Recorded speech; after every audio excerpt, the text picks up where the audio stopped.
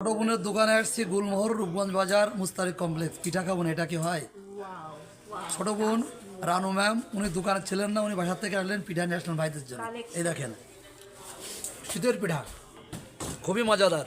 ওনার হাতের খাবার আমরা আগেও খেয়েছি, আমার বন্ধু পশ্চিমখানো ছিল, আমরা খেয়েছিলাম সেদিন বাসার থেকে গোশ ভাত, সত্যি খুব ভালো লেগেছিলো। আজ পশ্চিমী দাওয়াত ছিল, সে আসি নাই, লোহাগড়ায় আছে। এখন আমার সাথে আরও অনেক অতিথি আছে।